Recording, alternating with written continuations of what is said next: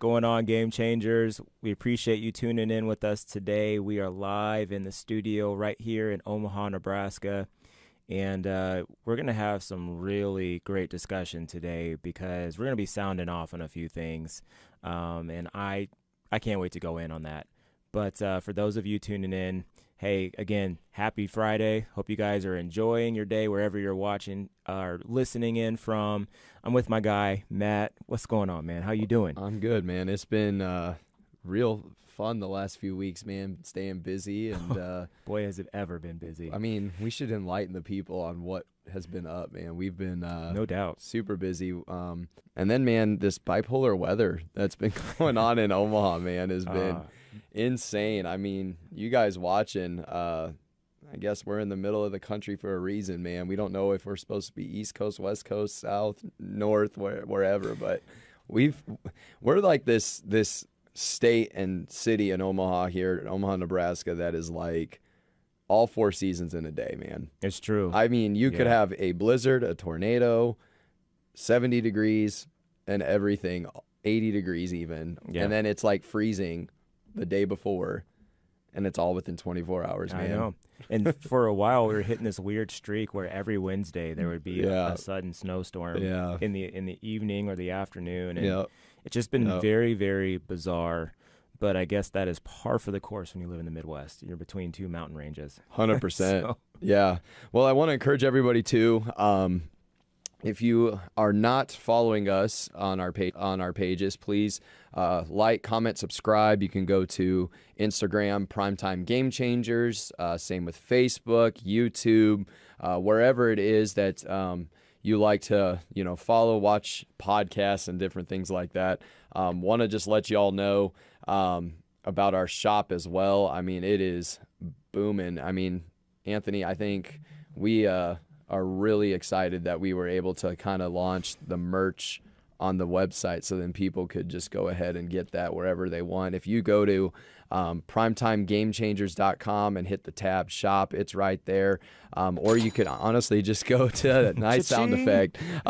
You could go to store.primetimegamechangers.com as well. That's even easier instead of going to the actual Game Changers website and hitting the tab. I mean, you could do it either way, but we have more merch that we're even going to be putting out there. We're also going to do some different redesigned filters and stuff with the website, so then you can filter it by like female and then do like tops or bottoms or hats or jackets, whatever. And so really just make it easy so that it's broken down specifically to what you're shopping for. Exactly. And we want that easy for our people. And we have some other stuff in the work for kiddos as well. So onesies for babies, all the way up to like shirts that say like we're looking at junior game changer, up for those, little grade school, elementary and junior high game changers.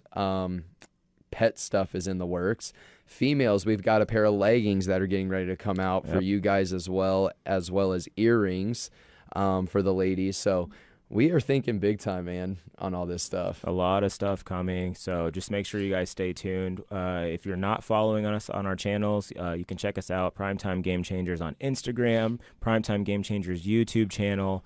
Also, we're on Prey TV. Yes. So if you want to check us out on the Prey.com app, be sure to subscribe there. We love those guys. We want to give a shout out to Matt and Robbie and, man, the whole crew out there. We just really appreciate them. And Aaron, Ricky, I mean, it goes on for days, but those guys are amazing. Yes. They're doing awesome things. And the community that they've built online for believers or people who are curious about God to connect with other like-minded believers and hear the gospel through various voices. And for us to be on it is just an honor. So pray.com, check us out.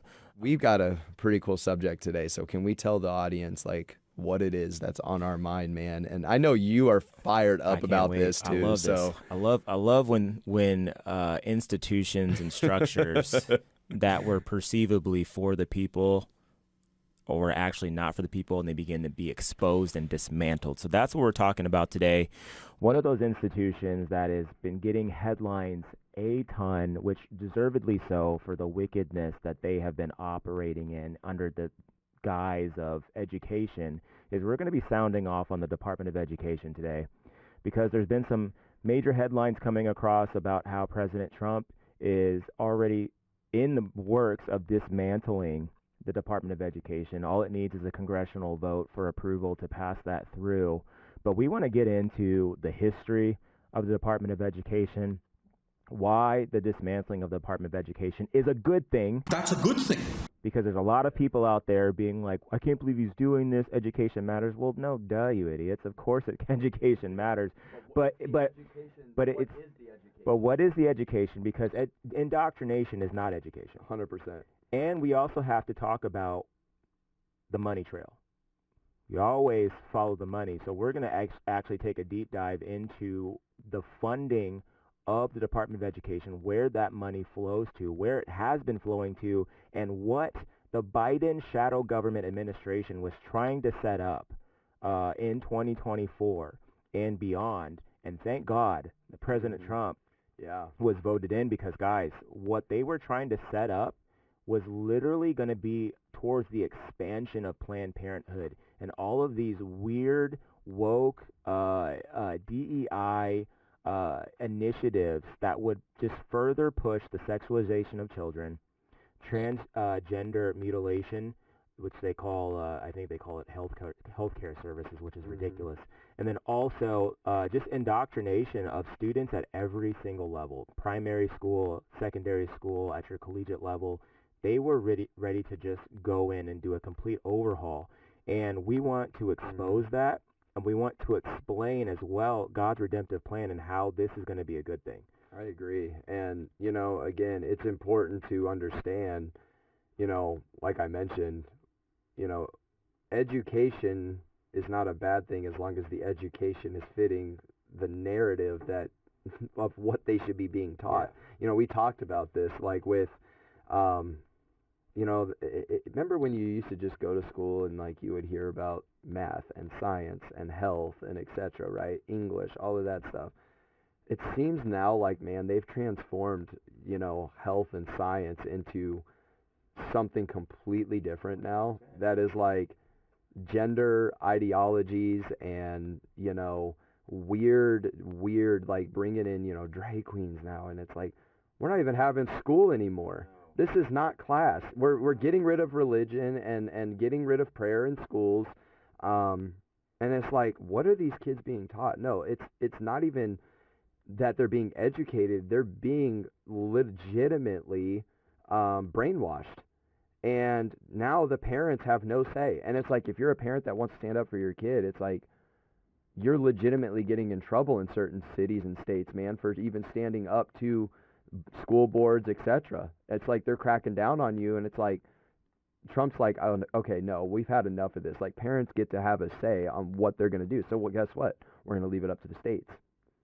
Yes, and that's another piece that we want to expose is because so many people have been duped into believing that big government and government agencies are your answer. Yeah. It's your solution. Well, if you don't know what to do with this particular issue that deals with your family or your children, then let's bring it back to the federal government for them to create an agency and for them to solve it for us. Guys, that's not how America was established, and that's not how the founding fathers wanted America to run. They wanted it to be about we the people. Private matters regarding family, regarding education, it is a private matter, regarding healthcare, regarding all of these different aspects that affect you on an individual daily basis, that should be left up to you. And at the highest level possible, it should be left up to the states to help regulate that. Mm-hmm. When you get the federal government involved in daily affairs, you start to run into all kinds of issues, namely things where people that are completely detached and removed from anything that could possibly even represent your own interests, your own needs, or the issues that you're facing. They come up and sit around with all of these random ideas that are not so random. They're actually funded by lobbyists to push certain agendas through. So they say, hey, this is a great idea, but then there are no consequences that they have to face if that agenda goes sideways. Enter the Department of Education. Yep. There have been a lot of intentional and unintentional consequences that have affected our children, that have affected the way that education works. It's effectively also boxed out the parents from having any kind of say in what happens in these schools and these classrooms.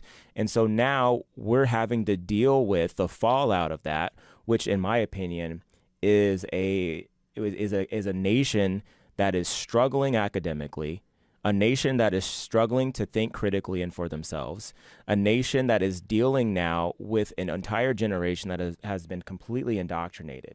So now you're having to help rewire the way people think, renew their minds, and bring them back into a place of thinking for self. And on top of that, we've had a complete mismanagement and misappropriation of taxpayer revenue. So you've had the government literally stealing money from you as a taxpayer to fund ridiculous agendas and government practices that have nothing to do with, like you said, education. Yeah. And I mean, that's my big thing. I want them in the back to put up this article because I want to read this here if they can put this up. But I agree with you, man. It's crazy, you know, in the brainwashing that's been going on. There it is. Brainwashing is a good word. 100%, because it's not even education in some places. It's straight up brainwashing. It's legitimately taking parenthood and creating its own narrative now in the schools. Instead of it being up to the parents, it's legitimately like teachers saying, and school boards and those that are involved within the education system saying, we're going to take this into our own hands, and parents, you don't get a say. You don't have, we got it. Like, you know what I mean? We got it. You guys don't have to say anything. Don't say anything. So, I mean, dude, you mentioned it, even this too. When it started to go downhill was when they removed prayer in schools, some places the Pledge of Allegiance, and then the 10 Commandments. And notice at that point, when all that started to happen, it went downhill. Yeah. And what's crazy about it is the fact that when you look at the Department of Education, okay, the job, though, is to educate the children, not to brainwash them. What sense are we getting? I mean, I understand when we had we had health classes that talked about, you know, your body, and it talked about, sometimes it got into the sexual thing and stuff like that, but it was never to the point where it was like beyond like uncomfortable and them literally like brainwashing you and trying to make it provocative. You get what I'm saying? But even it was never that. But even with that, why were they allowed to teach us that? You're saying when we were in school? Yeah. As a parent, agree. I'm like 100%. No, I'd rather teach my own kid. What I'm saying, it's gotten beyond that now. Oh yeah, it's way beyond like it. I remember when it was just like, okay, they kind of just had the discussion about, you know, your body's anatomy and all of that stuff, right? Yeah. Just how your body's made, and, you know, white blood cells and chromosomes and all of that, right? Sure, okay. yeah. So they discussed all that stuff, and then they talked about some of those things. But then I remember in like 4th and 5th grade, people walking around saying like, oh, like, look up sex in the dictionary, telling peers and all that stuff, you know, look this up in the dictionary. Do you see what this says? And then it's like, legitimately, like, there were some teachers that are like, hey, you need to go talk to your parents about this stuff, like telling students that, like, you don't talk about that here. And other teachers are like, oh, if you want to have that discussion, let's have that discussion. Right.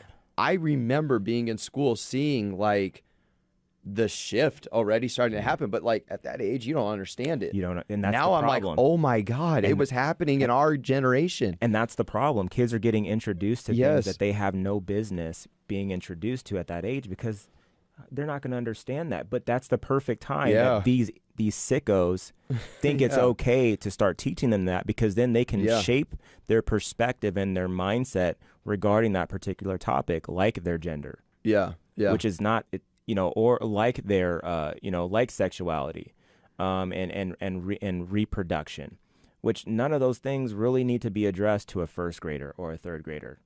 Like, why can't you just teach them basic things like counting, 2 + 2, you know, how to think critically? Why are we going into this weird space of talking about attraction and sexual behaviors? There's no place for that. Yeah. And so what you were talking about, Matt, that article I mentioned too, that I want them to show this. Yeah, because show that article. This is, so check this out. Okay, Trump education pick clear Senate committee. But like what's crazy about this, guys, is the fact that President Trump is legitimately on board with this. Like he's like, I'm done. Like we're not dealing with this anymore. We're going to start teaching basic math. I'm going to pull this up too on my phone so that you guys can see this, because here's the thing. I think why this is good is it's eliminating the Department of Education, but it's getting it back to what it's supposed to be doing in the first place. Right. Okay. And so in this, it says, in quote, okay, this is Education Secretary Linda McMahon. She says to take all necessary steps to facilitate the closure of the Education Department based on the maximum extent appropriate and permitted by law. The experiment of controlling American education through federal programs and dollars and the uncountable bureaucrats those programs and dollars support has failed our children, our teachers, and our families. Okay, so shortly after taking position, McMahon said she would send education back to the states. Trump has long talked about dismantling the Department of Education, saying it has failed American students. 100% agree. It's a big con job, President Trump said in November. They ranked the top countries. Now, this part's interesting to me. They ranked the top countries in the world. We're ranked 40th, but we're ranked number 1 in department cost per pupil. So we spend more per pupil than any country in the world, but we're ranked number 40. Ouch. Sounds like we need to change up the education system of what we're teaching, correct? Well, or that it's never been about education. And Yeah, that's my point. Exactly. So in the letter to Democratic members of the Senate Committee of Health, Education, Labor, and Pensions, McMahon said that she'd wholeheartedly agreed with Trump's plan to abolish the department. With around 4,500 employees, the department is the smallest cabinet-level agency, the Wall Street Journal reported that. It is currently offering an incentive up to $25,000 to the majority of its staff to resign or retire. Check that out. Good. Yeah. Get them out of there. And so President Trump believes that the bureaucracy in Washington should be abolished so that we can return education to the states where it belongs. And McMahon said she wholeheartedly supports and agrees with this mission. Under McMahon, the department will work from 3 base convictions, according to her letter, that parents are the primary decision makers in their children's education. The taxpayer-funded education should refocus on meaningful learning, such as, we just said this, math, reading, science, and history. Like the proper science, by the way. And the proper history. Yes. Not divisive DEI programs and gender ideology. And that post-secondary education should be a path to well-paying, career-aligned, and workforce needs. Man, that's the other thing that we got to talk about is the taxpayer dollars that are funding this. My hardworking money as an American is funding garbage. Yes, sir. Let that sink into the viewers. Your hard-earned taxpayer dollars are funding absolute garbage. What do you say? Garbage? And we got to put our foot down. I got a stat on that. Yeah, You wanna please. See it? Can you guys pull up the president's budget for fiscal year 2024? So this is under the shadow government of Biden. Just slide 1, if you can pull it. Oh, you got it? Yeah, go ahead and show it. So this, folks, was presented in 2023 for the fiscal year 2024. So March 9th, 2023. So under Biden and the shadow government, you guys can go to slide 2. It says that the Biden administration proposed allocating $90 billion in new discretionary budget authority for the Department of Education towards public education.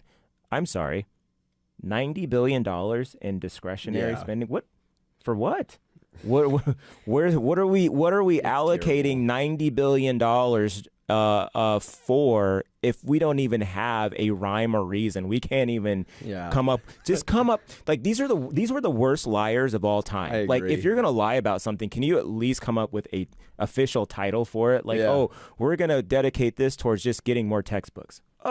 Well, at least if you're lying, people can believe it. But you don't even care. You're just like, we're going to allocate $90 billion of your taxpayer money to whatever the heck we want to do. So do you guys want to know where they spent that $90 billion? Yeah, of course you want to know. So can we go down to slide 7, please? because I found out a new term today, Matthew. Have you ever heard of the term called full service community schools? Lighten the audience on it. Okay, yeah, I'd be happy to enlighten you. I think I have an actual whatchamacallit. I have a definition. Here it is. Full service community school. These are hubs that integrate academic programs with essential services, like here's all your favorite DEI buzzwords: healthcare, social services, and family engagement to support students and families, aiming to address a broader range of needs than traditional schools. Here's the layman's terms. They allocated $368 million according to that budget. This is in the 2024 presidential budget for the shadow government. And an additional 121 million. $368 million to fund these new schools, which essentially is Planned Parenthood 2.0. Yeah. And you're like, what do you mean? Well, can you pull up that clip, that audio clip? Because I want to show you what these full service community schools are really about, and this $368 million that they're going to spend. Yeah, let's roll it. Go ahead.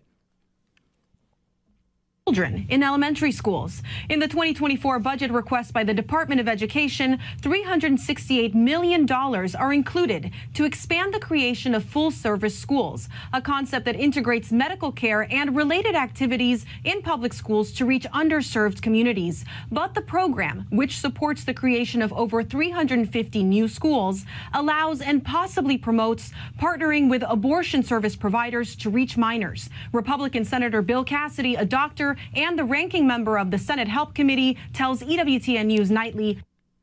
All right, that's perfect. So did you guys catch that? So they're creating these full service community schools to cater to the underserved in their communities by introducing abortion care services to children. What? This is your money being used by the Department of Education to create schools that are basically Planned Parenthood 2.0 centers, where you send your kid to this full-service community school to learn all things about reproductive health, abortion rights, and literally learning how abortion works. Basically, these are shell companies. It's serving as a front to basically set up other abortion care centers.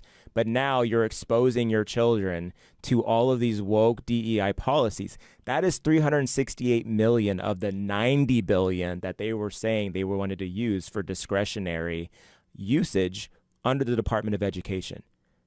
Folks, had President Trump not been elected, this is what we would have been dealing with starting this year.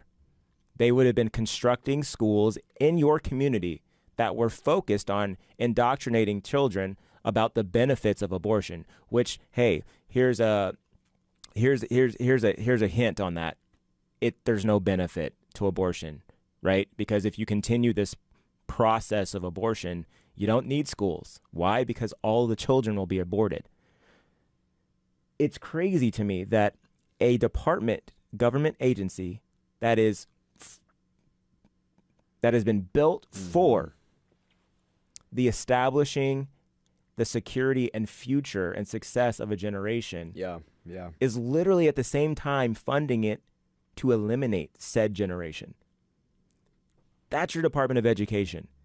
That's why there's such a fight and such a determination by your president. I don't care if you say not my president. This is your president who actually wants to preserve your children, who wants to ensure that your kindergartner, your first grader, your sixth grader, your middle schooler, your high school student, your kids actually get an education and aren't being indoctrinated about getting rid of the next generation, or better yet, placing no value on themselves because they realize, hey, if abortion matters, then why do I matter? That's what the message of Department of Education is sending. Well, and here's the thing.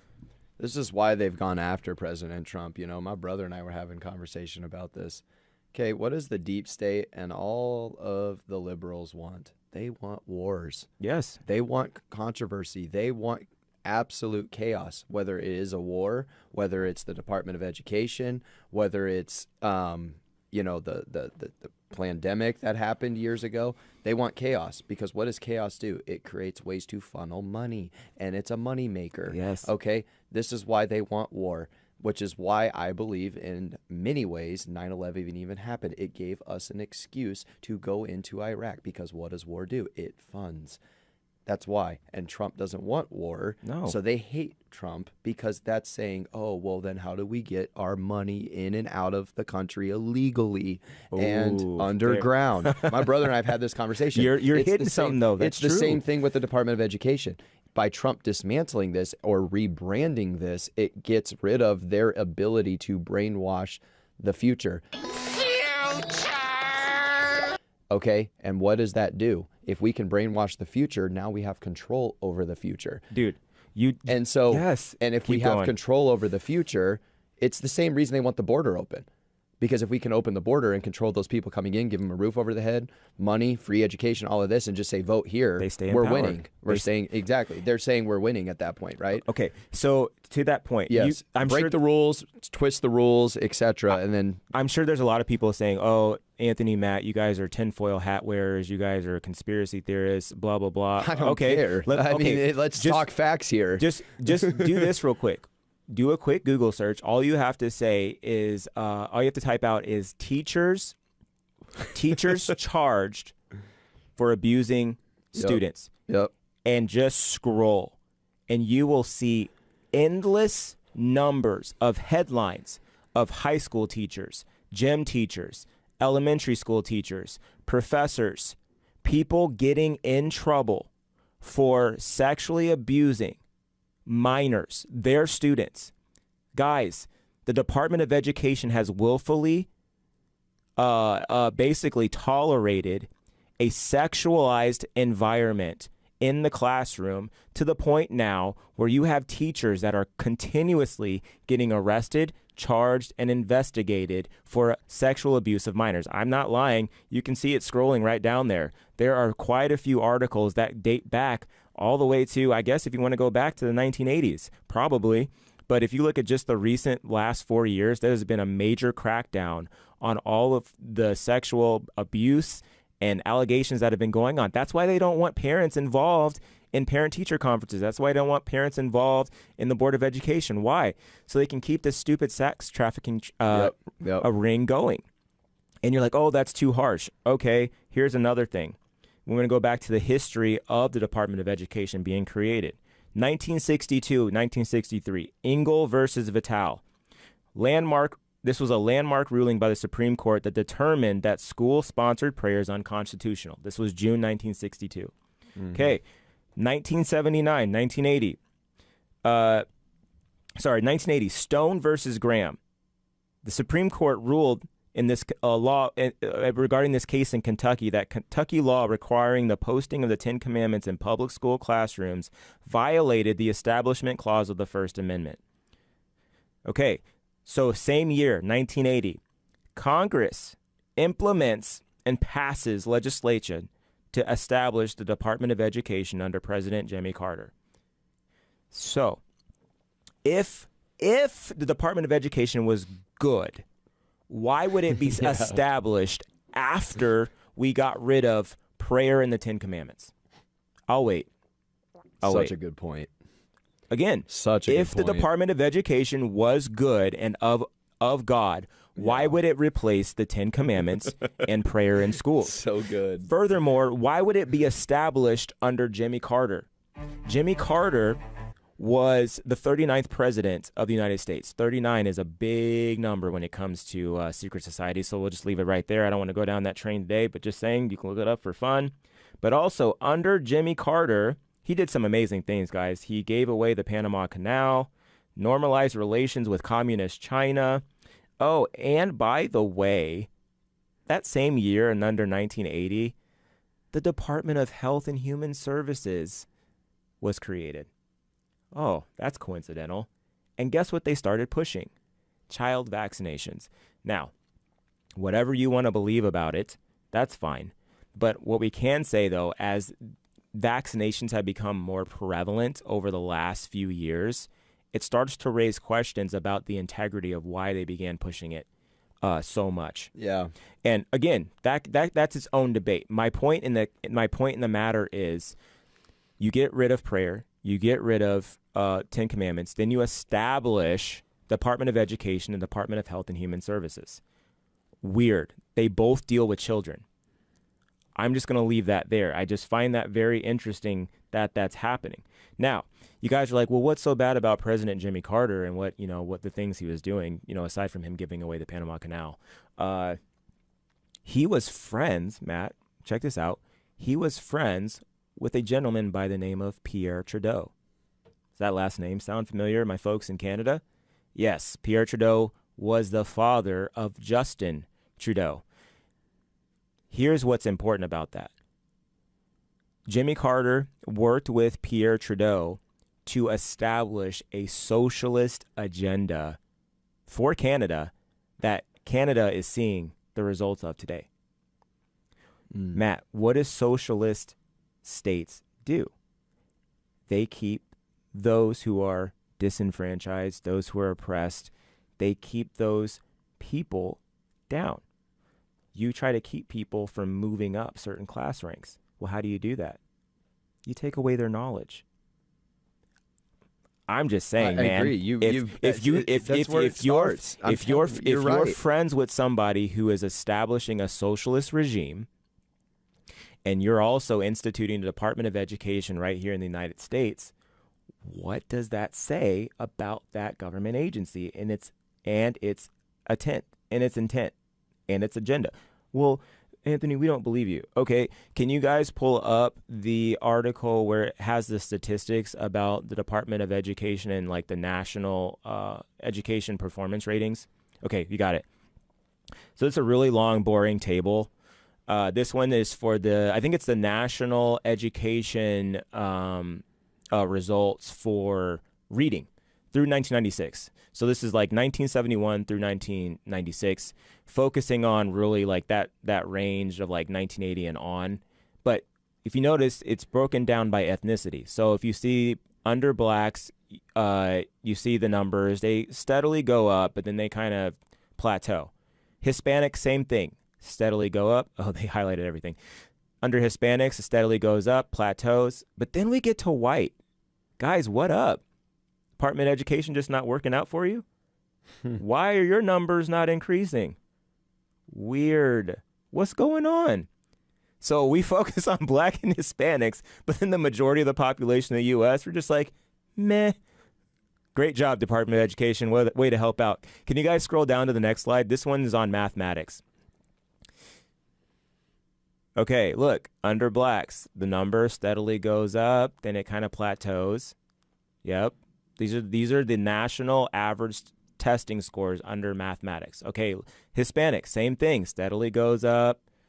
Okay, that's cool. Okay, let's get to the white folks again. All of my light-skinned friends. We're not improving at all.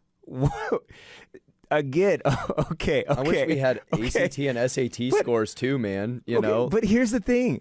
All right, so the black and Hispanics, obviously there is a disparity, so we see improvement. But why on the excelling race, you guys aren't improving? White people aren't improving. Why? They only want to keep you guys, and you guys, meaning all of us, they want to keep us at a certain intelligence level, a certain literacy rate, a certain knowledge rate. Why? It goes back to what you and Johnny have been talking about. I'm telling you. The more that they can keep us in the dark, the more they stay in power, the more they stay in control, and also the more we continue to be indoctrinated. That is not fair. And I'm speaking as a black man. Like, listen, I get it with some of the inner city schools and the disparity, and I understand there needs to be changes. But if you already have an excelling group of people, why would you limit them from excelling even further unless you had an alternative agenda? Furthermore, if you look at the tuition rates since the Department of Education, they have gone astronomical. 1980, tuition rate was $736 a semester. So, what is it now? Yeah. 30,000?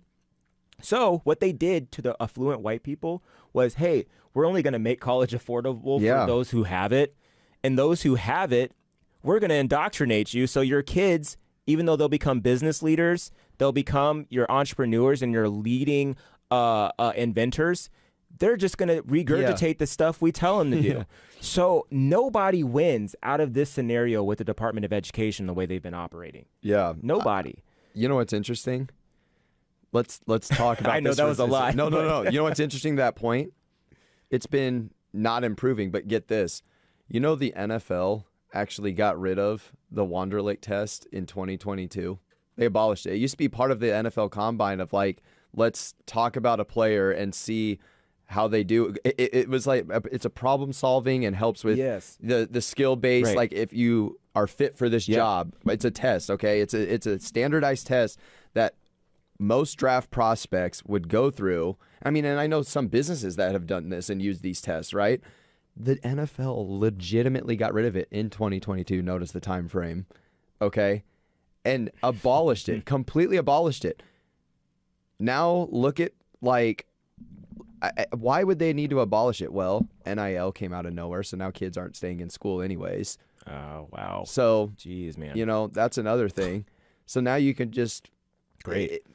See, it used to be like you could be so skilled, but a team wouldn't want you if you were a mental case. Now it's like just be super skilled. If you're a mental case, we'll pay you to shut up. That's real. Legitimately. So like education has just gone downhill. I mean, Ryan, you're off to the side, and you know exactly what I'm talking about when it comes to sports. The Wonderlic test is completely gone, completely gone. And so that used to be like something that really helped like to set the bar on the kind of guy you're bringing into your building. Mm-hmm. Why did they get rid of it? Because maybe there's a thing of like education. Yeah. And it's the funding is all different now. Okay, where it's our taxpayer dollars are going to. So like we have they know $90 billion unaccounted for. They know at this point, like, let's cover it up. The NFL is covering it up. Wow. 100%. Because why else would you not have that test? Wonder how many jobs in America even have that test anymore. You know what I mean? It's not even remotely used hardly as much as what it used to be. And like, I mean, legitimately in 2022 they got rid of it. I don't know what year it started, but legitimately they got rid of this. And what's crazy about it to me is the fact that to just abolish the Wonderlic test, it's just a standardized assessment that this is what it says, a standardized assessment that measures the person's mental proficiency and problem-solving skills. It's used to evaluate job, training, and educational potential. That is exactly what it says. It also says hiring. Companies use the Wonderlic test to assess job applications potential. And the NFL completely got rid of it. Completely. Wow. Which shows you that it's all about money. Yeah, look at this. It's all about money. Look at this. Scroll down for the reason where it talks about purpose. Like, okay, it even says test content. Oh, what were we talking about earlier? Basic math, right? Test content on the Wonderlic. Math, reasoning, vocabulary, general knowledge, abstract reasoning, deductive reasoning, and attention to detail are all part of this test. Why did the NFL need to get rid of it? Why? Because they realize why are jobs getting rid of they it? realize how bad the education system has been doing a Legitimately. service to people. Why did they need to get rid of it? It's ridiculous. So that's wild. So let's talk about this now. Now let's talk about the brainiacs that are putting their foot down. Yes. This leads perfectly into there is hope. So there is hope. So they're like, so I know this was super passionate for you, so I'll let you kind of get into this. No, go ahead. No, like legitimately, there are students that qualify for the Ivy League. Yeah.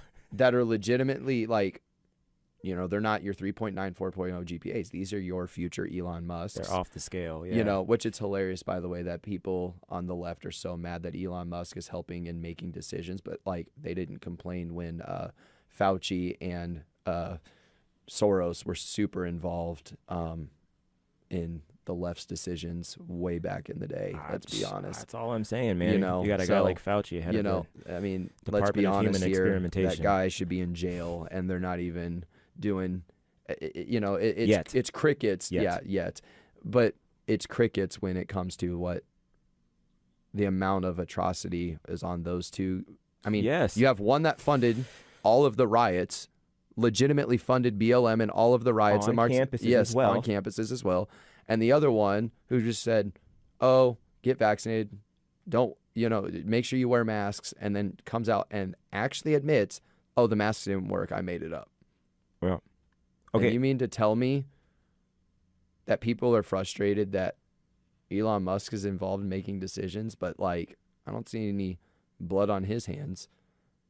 I see a lot of corruption on the two people I mentioned prior to Elon Musk. So just a little interesting tidbit. But anyways, back to the smart people. These are your future Elon Musks. These are your 4.5 GPAs, okay? These are the people that set the bar, probably almost have perfect ACT and SAT scores. Absolutely. Okay? They're legit. So in this thing we're talking about here, it's interesting that they're rejecting offers from Ivy League schools because of what? Woke? Because of them realizing, hey, I'm going to get an education, not to be brainwashed. Yes. So now go ahead and take over. Yeah, if you guys can put up that headline about the students that are high school students are getting accepted Yes. into Columbia University, which if you look at the acceptance rate, it is really low. I think it's even probably in the single digits for the acceptance rate to get into an Ivy League school like a Columbia University. I mean, you practically have to practically build a model aircraft and like land it on the moon as part of your as part of like the application to get into an Ivy League school. And it's this headline by the New York Post, which I love the New York Post because they're so like they just love to troll. Yeah. And they will Yes. also just be really facetious about some of these headlines. But it says high school seniors reject Columbia over campus chaos. Quote, I guess this is from one of the students that they interviewed. Why would you want to go there? Which that is crazy to think about man. because Columbia University is a prestigious university that has been around basically since the inception of the 13 colonies. And you've got these brainiac high school seniors that are like, yeah, I'm not going to that dumpster fire. Because Columbia University, if you look at them in the last 2 years with the whole Palestine-Israel thing and all of the stupid protests to just all kinds of craziness, that campus has Dude. literally been trashed. You know how man. many presidents actually have gone to Columbia University? How many? Check this out. Theodore Roosevelt, Franklin D. Roosevelt, Dwight D. Eisenhower, and Barack Obama, all graduates from Columbia University. I mean, Wild stat there for you. So the quality of people that are coming through those doors and receiving, diplomas and degrees, I mean, it's not a slouch. But you've got high school seniors that are like, no thanks. I'd rather not get indoctrinated and brainwashed for 4 years. I'd rather go somewhere else. And if you also notice, Columbia University also just got $400 million of their grants revoked by by the Trump administration because, again, you're getting this federal grant money, which is taxpayer dollars, which, by the way, I forgot to mention this. Under the Department of Education, most of their funding, so where they funnel their dollars, it goes to the Office of Financial Aid. The Office of Financial Aid plays a big part in people getting grants, loans, getting qualified for resources to be able to attend colleges and universities. Yeah. So when I looked at this, I was like, that's interesting that the Department of Education, most of their money funnels back to these places that give people the ability to go to school. But at the same time, the tuition rates are going through the sky. Yeah. This is why. So they're just making their money again. In these They last don't care. 10 minutes we have here, I think this is something we need to discuss. So we need to talk then the solution on this. First of all, I think it's going to your school boards. I think it's standing up. 100%. You have to, because if we're leaving it up to the states now, that doesn't mean we just hands off, don't do Correct. anything. We still have to go to the school boards. We have to We go. have to get involved in Yes. the community. We have to make sure that we are seeing this through from preschools up through the universities. Like, hands down. We have to 100% get involved. I mean, I think of the mom that showed up and legitimately was like, you're not putting a litter box in my child's classroom. It's that You're not serious. doing that. Right. You know? Yes. So you're absolutely right. The solution is getting involved in your child's life. Yes. Right?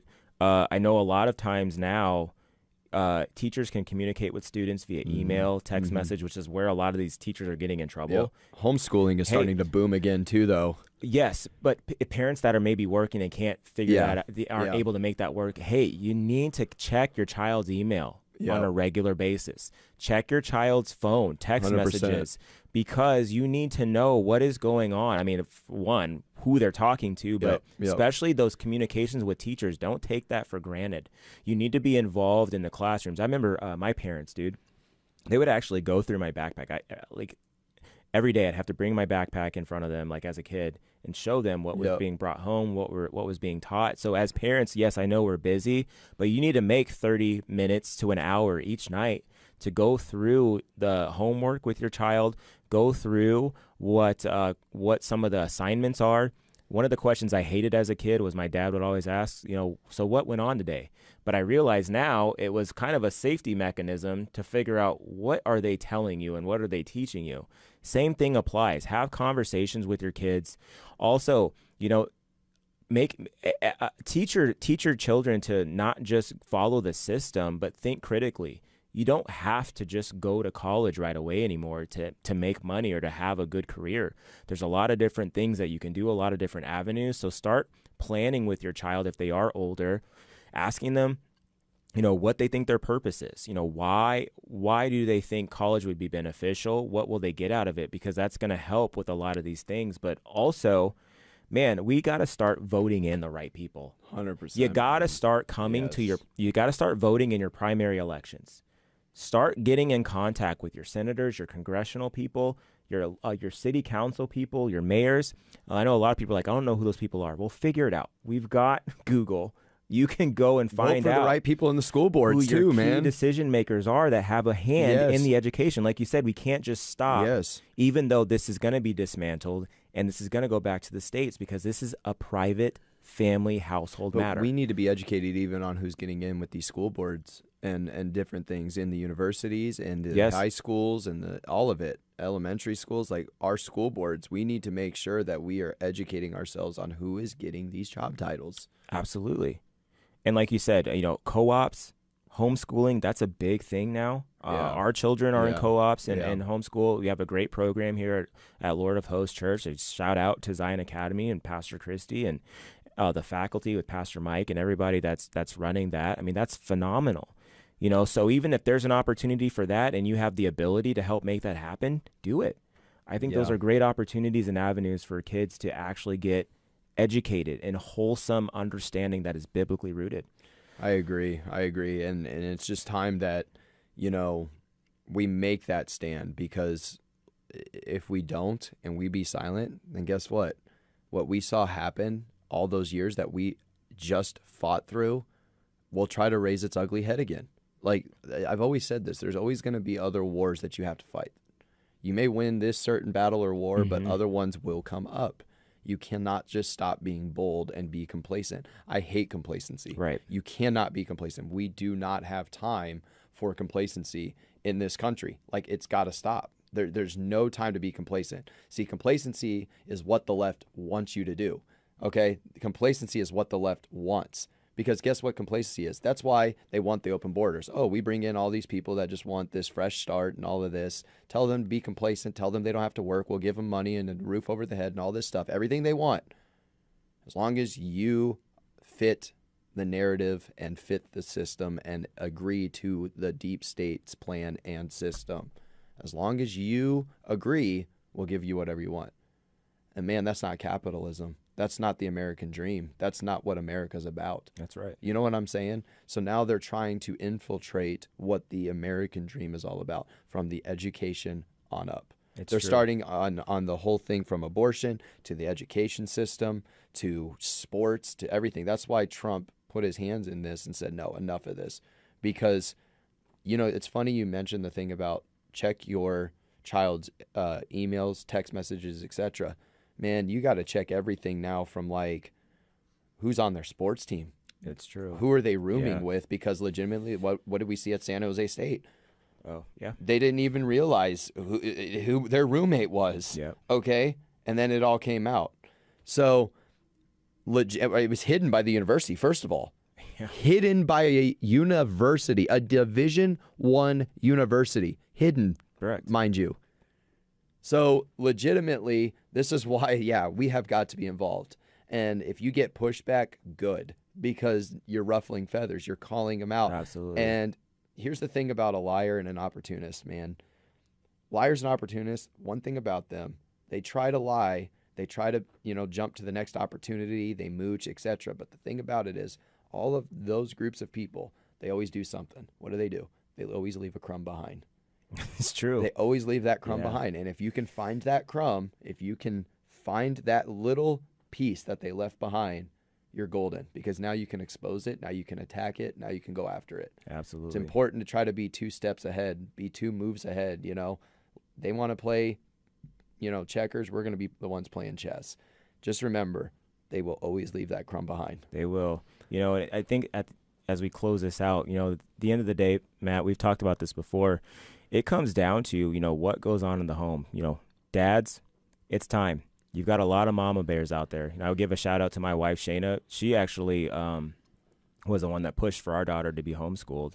And, I watched her kind of do a lot of studying and looking at and a lot of research on it. And, she made a big push for that. And then it's crazy, too, because then you started seeing that movement in all different areas where, mom started taking a stand. But fellas, we got to have your voice. Yep. We need your voice. Yep. You cannot be absentee on this when it comes to your child's education, on your child's participation in academics. It is needed, and your voice has to be included in that as well. So, and if maybe you're a single parent, again, keep making that push to stay involved. Yep. Keep doing your due diligence, and I believe, again, it starts with honoring the mother and the father. Mothers, fathers, this is your time now. Yep. The power, yes, is going back to the states, but it's ultimately going back to you. That's good. It's going back to the home and the household, and we've got to do our part. Amen. Well, if you enjoyed this episode, thank you for tuning in with us here at Primetime Gamechangers. I want to remind all of our viewers that you can like, comment, subscribe, follow us, check us out. Facebook, YouTube, Instagram, at Primetime Gamechangers. Go to our website, primetimegamechangers.com. Go to our store, wear and rep the merchandise, store.primetimegamechangers.com. Hit the like, subscribe, the follow button, comment, share it, text it out, do whatever. And we want support on our podcast. So, whatever it is, whether it's the merch, whether it's the podcast, talk about it. Let people know about it. Go to pray.com and check us out. If you've come over from pray.com and saw us on there, and you're now checking us out on all these other pages in Instagram and Facebook and YouTube, well, welcome to the show. Welcome to the family here with Game Changers. We're excited. We're going to be way out there in the community, outside of the 4 walls of churches, in the school systems, the universities. We were really happy to partner with UNO when they had the NCAA tournament, and to be able to sponsor those guys and get behind them. It was their first time that Nebraska Omaha had ever made the NCAA tournament, so that was really a cool opportunity, and that's our passion. We want to get out into places and in the workplace, and really influence people on what their purpose is in life. What is your identity? And please tune in.